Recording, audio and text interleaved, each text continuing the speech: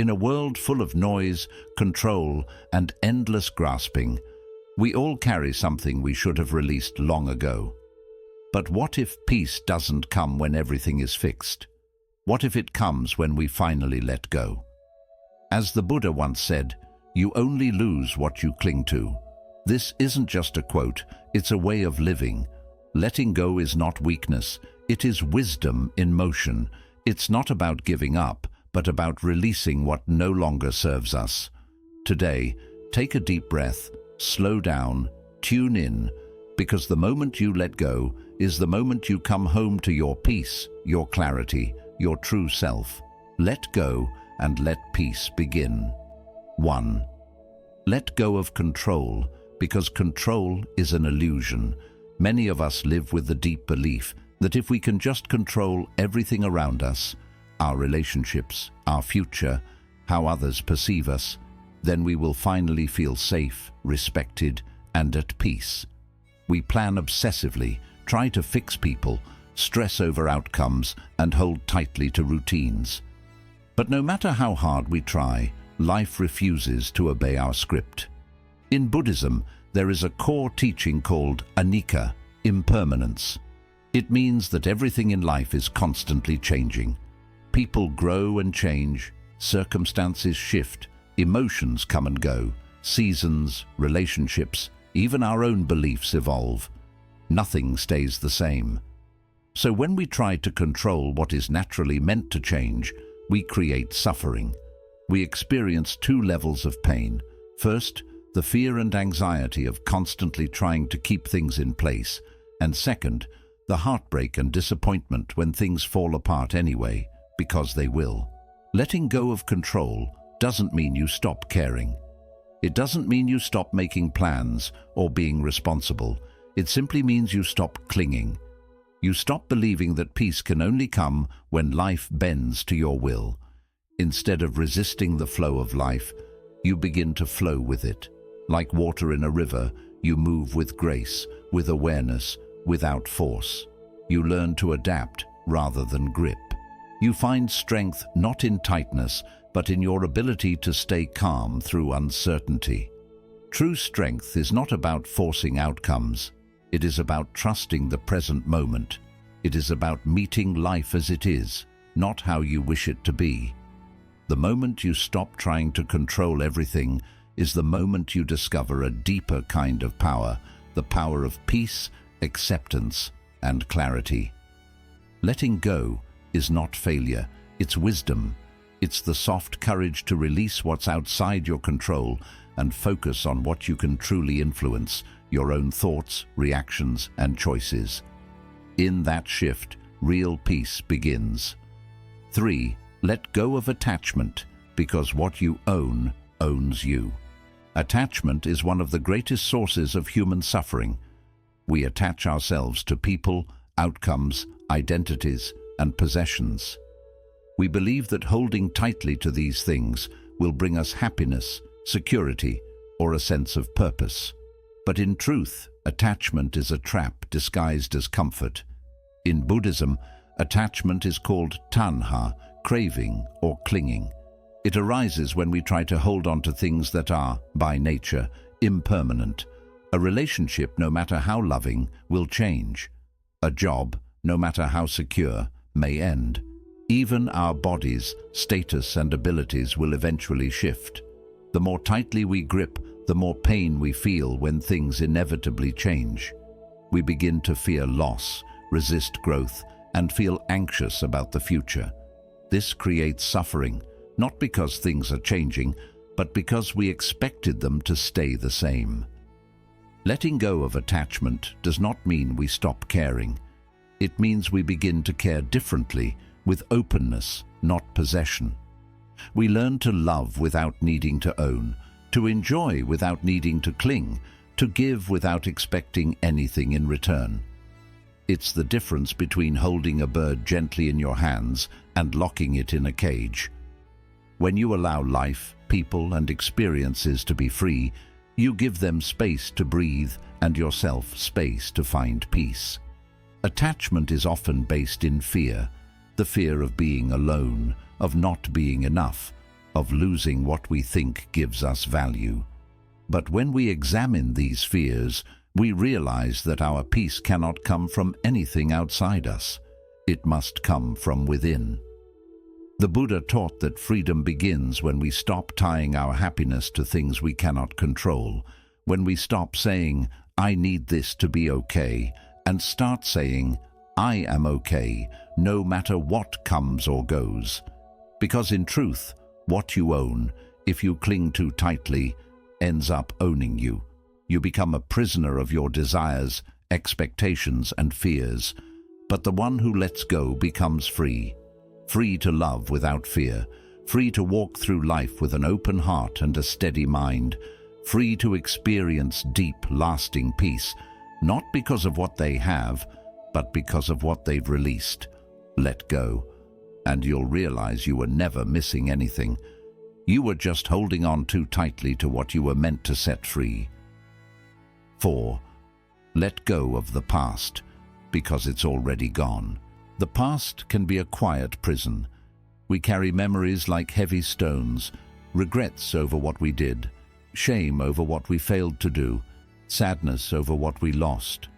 Our minds often replay these old moments, hoping to find closure or to rewrite the ending.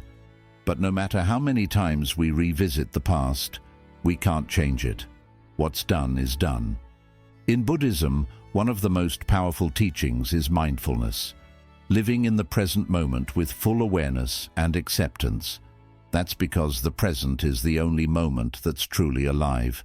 The past is a memory. The future is a dream. The only place we can breathe, act, and find peace is now. But when we cling to the past, we become blind to the beauty of the present. We walk through life looking backward, carrying guilt, bitterness, and pain from events that no longer exist. It's like dragging a bag of broken glass behind us, hoping one day it will make us whole. Letting go of the past doesn't mean pretending it never happened. It doesn't mean ignoring your pain or forgetting important lessons. It means you choose not to let it define you anymore. It means you stop feeding energy to memories that steal your peace and power. You cannot heal what happened by obsessing over it. Healing begins when you stop trying to relive the moment and start asking, what am I doing with this moment now? The Buddha taught that suffering comes not from what happened, but from our attachment to what happened.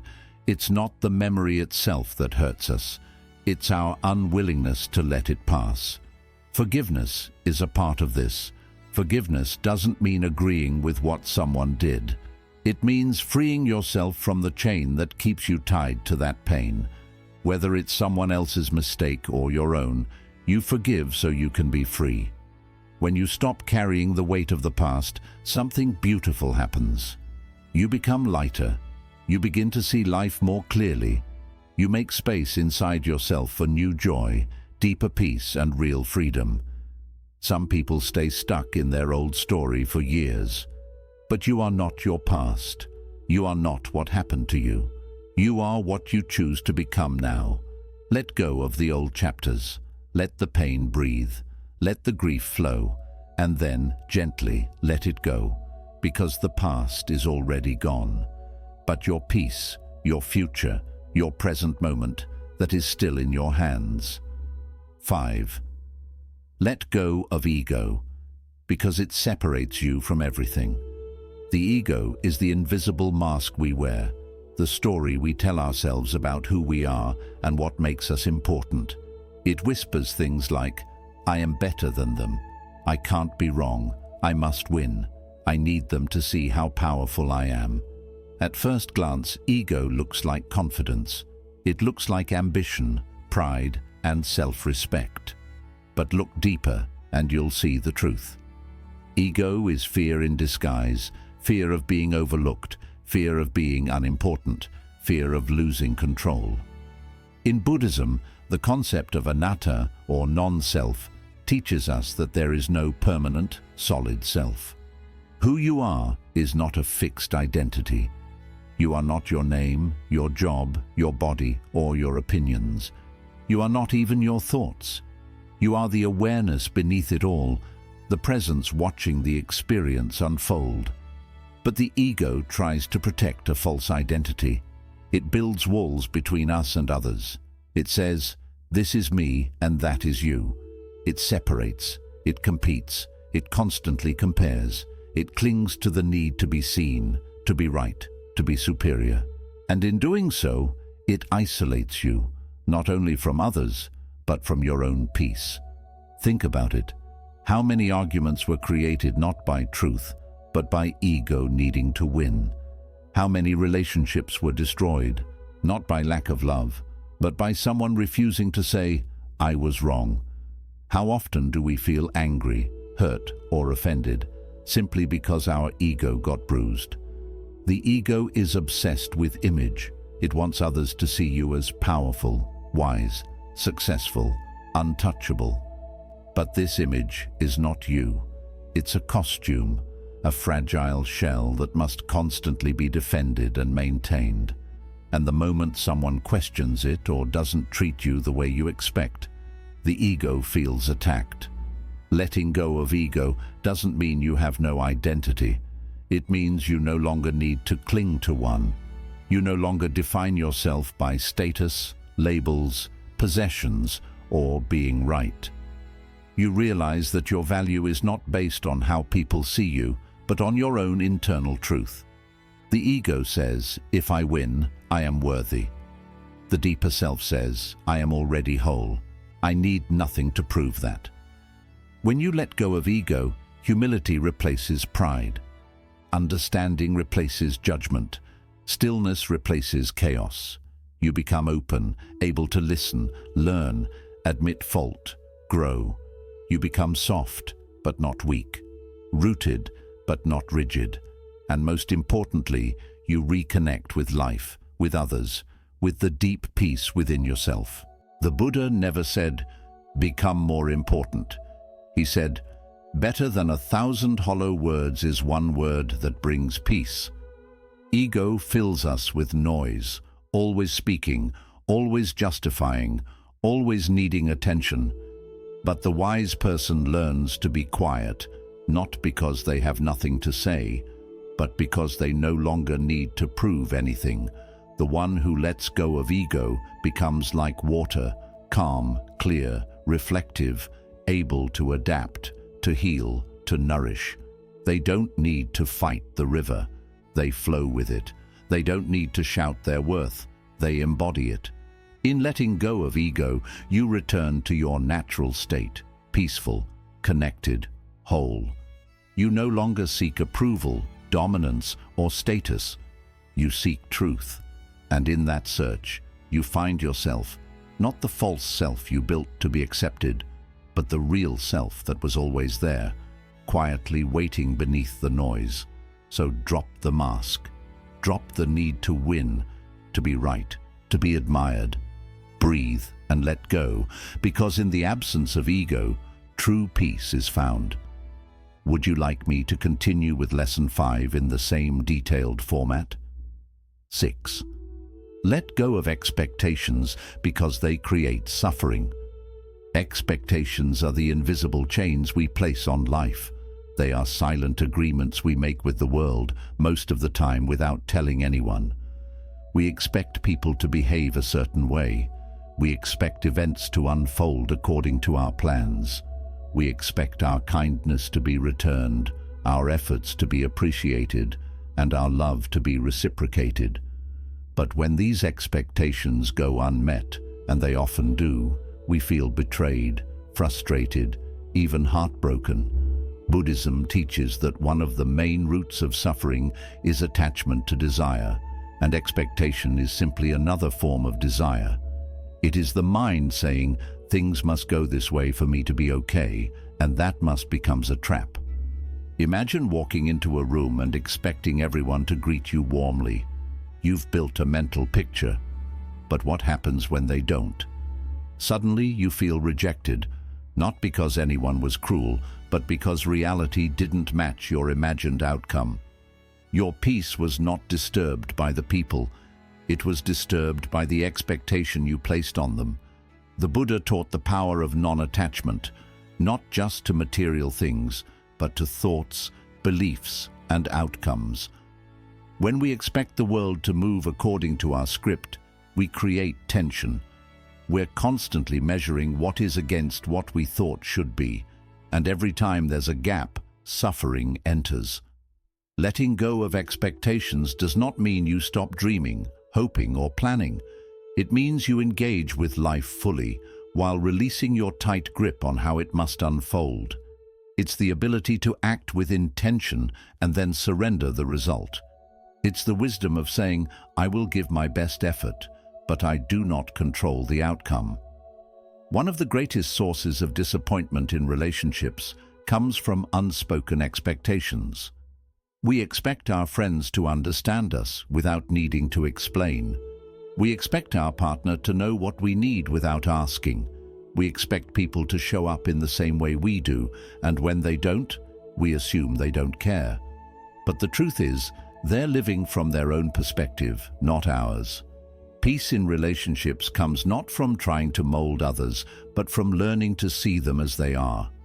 When you let go of trying to change people or fit them into your ideals, you create space for real connection, one based on acceptance, not performance. The same applies to life's events. We expect success to come quickly. We expect our plans to be smooth. We expect life to be fair. But life has its own flow. It doesn't follow human timelines or logic. Sometimes what looks like a delay is protection. What feels like rejection is redirection. What seems like a failure is simply part of the unfolding. When you're chained to expectations, you miss the beauty of what's actually happening. You spend so much time comparing life to your internal blueprint that you forget to experience the moment in front of you. Letting go of expectations is not giving up. It's waking up. It's stepping into the present with open hands, not clenched fists. It's moving from this must happen to let me see what happens. It's transforming control into curiosity. The lotus does not demand the sunrise at a certain time. It blooms when it's ready. The river does not demand the rocks to move. It flows around them. Likewise, when we stop demanding that life meet our expectations, we begin to meet life. When something doesn't go as expected, ask yourself, what is this moment trying to teach me? Maybe it's patience, maybe it's surrender, maybe it's resilience. Every broken expectation holds within it an invitation to grow, to release, to trust. And let's not forget expectations of ourselves. We often carry unrealistic standards. I must always be strong. I should be further along. I can't fail. These self-imposed rules become heavy burdens. Letting go of them means honoring your humanity. It means allowing yourself to rest, to make mistakes, to evolve at your own pace. The Buddha said, you can only lose what you cling to. When you let go of expectations, you lose nothing essential. You only lose the suffering created by insisting the world conform to your script, and in return, you gain peace, openness, freedom. So breathe, trust life a little more, let go of how it should be, and make space to appreciate how it is.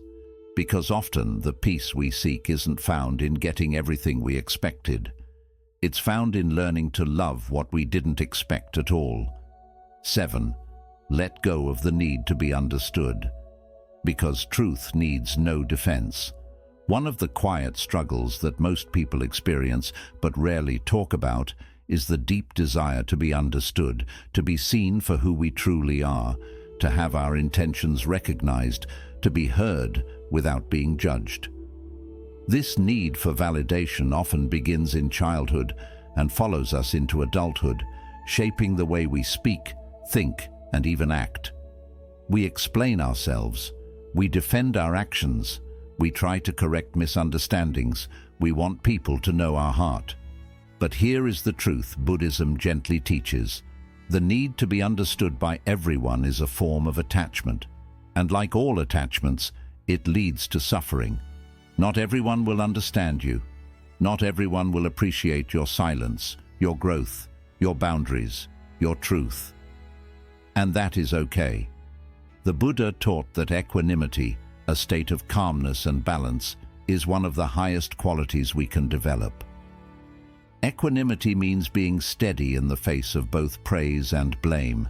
It means your inner peace doesn't rise or fall based on how others see you. You begin to live not from reaction, but from clarity.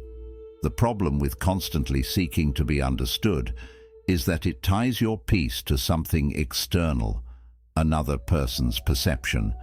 And no matter how clearly you explain yourself, no matter how kind or sincere you are, some people will still misunderstand you. Not because you failed, but because they are listening through the lens of their own beliefs, fears, wounds, and expectations. Trying to force someone to see your heart is like yelling into a storm, hoping it will stop raining. It drains your energy and leaves you frustrated.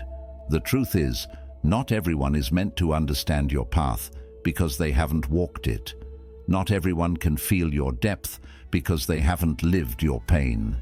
And not everyone can hold your vision because they haven't seen what you've seen.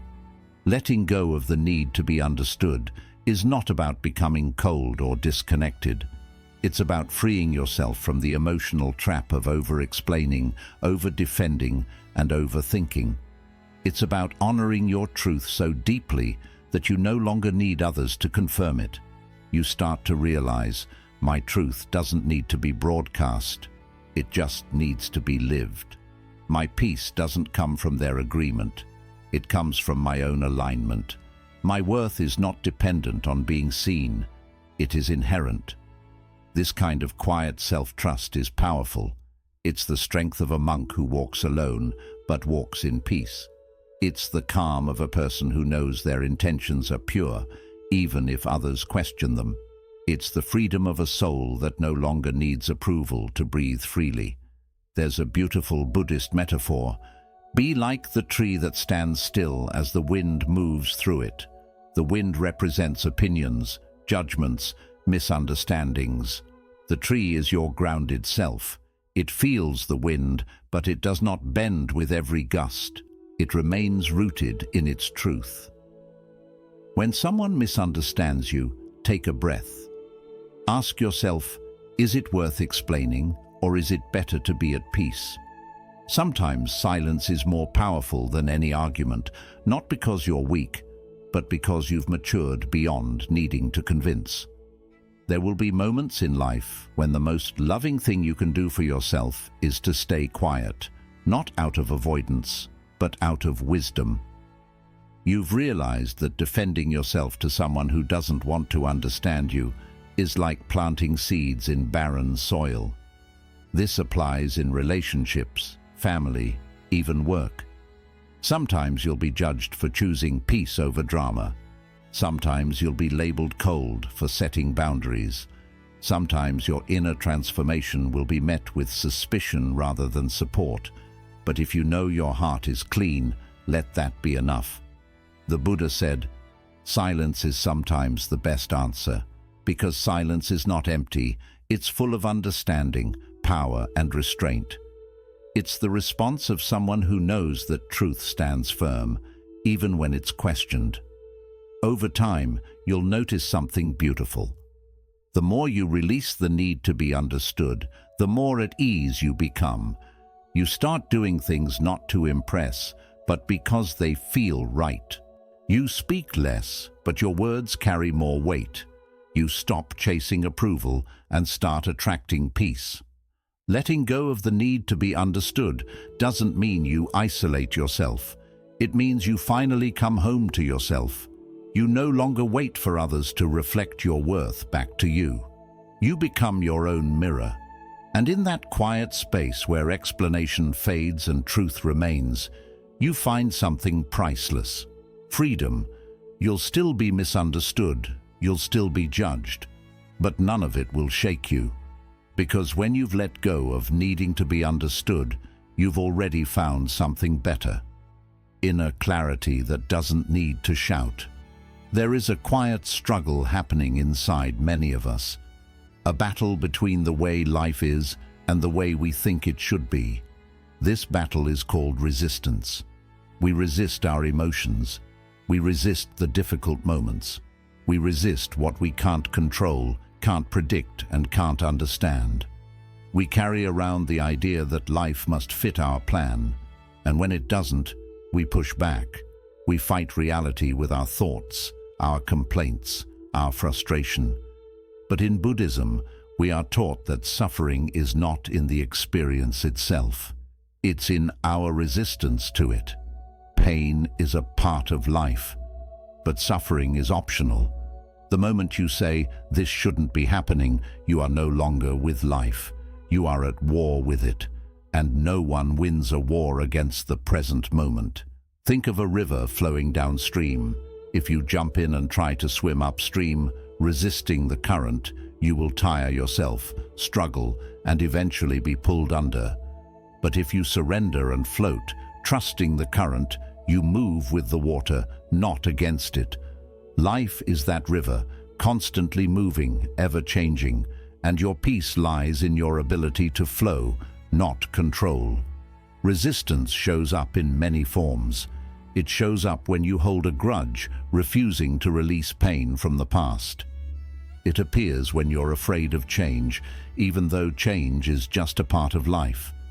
It shows up when you label your emotions as bad or wrong and push them away. It shows up when you avoid the truth of the present moment because it's uncomfortable. But here's the twist. The more you try to avoid an emotion, the more it sticks around. The more you try to escape discomfort, the bigger it gets. The more you try to control everything, the more out of control things feel. Buddhism encourages us to practice radical acceptance, which is all about embracing life as it comes, without judgment or resistance. This doesn't mean we should accept injustice or stop striving for growth. It means we stop fighting against the reality of what's already here. If you're angry, accept the anger. If you're sad, let the sadness be felt fully. If life seems messy, stop pretending it should be tidy. Acceptance is strength, not weakness. It takes courage to feel what you're feeling, to face reality and stop running from it. When you resist, you create tension. When you accept, you create room to breathe. You begin to realize, this is happening, and I can meet it with awareness. This is tough, but I can get through it. This isn't what I expected, but maybe it's what I need. Letting go of resistance doesn't mean you like everything that happens. It means you trust that fighting reality only deepens your pain. A storm won't stop because you shout at it. It moves on when you stop wishing it were sunny and instead find shelter in your awareness. The Buddha said, just like a solid rock isn't moved by a storm, the wise are unaffected by praise or blame. This steady presence comes from surrender, not from giving up, but from accepting the truth of the moment. It's about dropping the mental battle, the inner "this shouldn't be," and replacing it with "this is." When you stop resisting, you return to your breath, your body, and the stillness beneath all the chaos. You stop expecting life to owe you something and start living as though every moment has something to teach you because it does. That heartbreak, it's teaching you to be gentle. That failure, it's teaching you humility. That silence, it's teaching you to listen. Every challenge brings a lesson, but you can't receive it if you're fighting it. Surrender isn't passive, it's an active choice. It means being fully present in your own experience. You choose to respond, not react. You choose to grow, not grip tightly. You choose peace, not control. Think about how much energy you've spent resisting life, resisting change, endings, uncertainty, or not being perfect. What if you took that same energy and used it to listen, breathe, and soften? What if you stopped asking, "Why is this happening to me?" and started asking, "What is this moment inviting me to release?" Letting go of resistance is like loosening a tight knot inside your chest. Once you stop pulling, the knot starts to loosen. You feel lighter, not because the situation changed, but because you did. The mind craves control.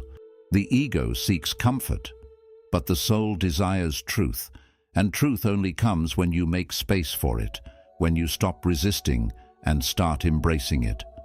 Every time you resist, you're saying, "I know better than life." But every time you surrender, you're saying, "I trust the wisdom of what's unfolding." And that trust is where deep peace resides. So today, breathe into the discomfort. Let the moment unfold as it is. Feel your resistance, and then gently release it. You don't need to fight so hard. You don't need to carry the weight of things you can't change. The storm will pass, the river will carry you, and peace will find you, not when everything is fixed, but when you finally let go. Letting go isn't an event. It's a quiet, sacred practice. It's a decision, moment by moment, to return to peace. You let go of control, not because you're weak, but because you're wise enough to know that life flows best when you stop fighting it. When you stop resisting life's current, you let go of attachment, not because you don't care, but because true love is about freedom, not possession. You let go of the past, not to forget, but to free yourself from what can't be changed. You let go of ego, not to lose who you are, but to remember who you really are beneath all the noise and roles. You let go of expectations, not to lower your standards, but to increase your awareness and meet life as it truly is, not as you think it should be. You let go of the need to be understood, not to isolate yourself, but to trust your truth in silence without seeking approval. And you let go of resistance, not to give up, but to breathe deeply and let peace find you where it's always been. The world will still try to pull you back into the storm, but remember this: you were never meant to control the wind. You were meant to learn how to stand still, let go, and trust the sky to clear on its own. Letting go isn't the end. It's the beginning of clarity, compassion, and deep, unshakable peace. So wherever you are right now, whatever you're holding on to, take a deep breath and gently ask yourself, is it time to let go? Because when you do, you won't fall, you'll rise.